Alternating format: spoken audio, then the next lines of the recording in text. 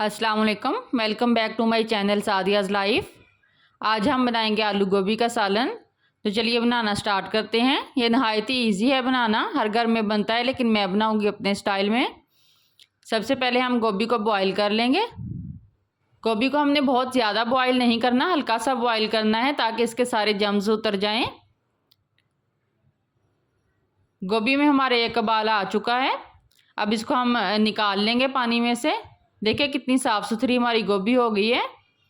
अब इसको हम छलनी की मदद से इसका पानी सारा निकाल लेंगे और गोभी को अलहदा कर लेंगे। दूसरी तरफ हम कढ़ाई के अंदर ऑयल डाल लेंगे। ऑयल हमने अपनी सब्ज़ी के हिसाब से लेना है, कम या ज़्यादा। ऑयल जब गर्म हो जाए तो इसके अंदर हम ज़ीरा डालेंगे और दालचीनी डालेंगे। ज़ीरा जब हल्का सा रोस्ट हो जाए तो इसके अंदर हम प्याज डालेंगे कटी हुई। प्याज जब हल्की सी फ्राई हो जाए, कलर चेंज हो जाए तो इसके अंदर हम लहसुन अदरक का पेस्ट ऐड करेंगे। लहसुन अदरक का पेस्ट हल्का सा फ्राई हो जाए तो इसके अंदर हम टमाटर ऐड करेंगे। मैं 2 टमाटर डाल रही हूँ, आप अपने हिसाब से डालिएगा।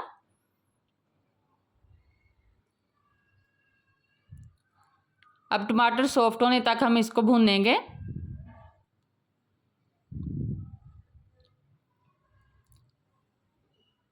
टमाटर जब अच्छे से सॉफ्ट हो जाए तो अब इसके अंदर हम स्पाइसेस ऐड करेंगे। स्पाइसेस में मैंने काली मिर्च ली है, रेड मिर्च ली है और हल्दी ली है।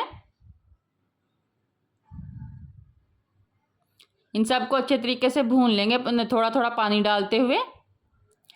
वक्फे से हम थोड़ा थोड़ा पानी डाल के इसको भून लेंगे अच्छे तरीके से, तकरीबन 10 मिनट के लिए।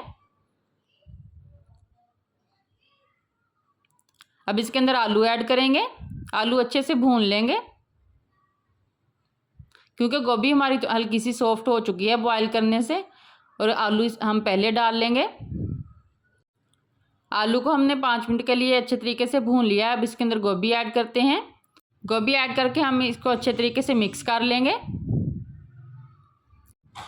अब इसके अंदर तकरीबन हम आधा कप पानी का डाल के तो कवर करके इसको 10 मिनट के लिए छोड़ देंगे हल्की आंच पे।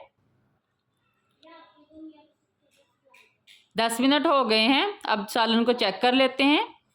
गार्निश के लिए इसके ऊपर हम धनिया डालेंगे। तो मज़ेदार आलू गोभी का सालन हमारा रेडी है। इसको हम रोटी या पराठे के साथ सर्व कर सकते हैं। बहुत ही आसान और सिंपल रेसिपी है, आप भी बनाइए। दुआओं में याद रखिएगा। फिर मिलेंगे एक नई रेसिपी के साथ। अल्लाह हाफिज़।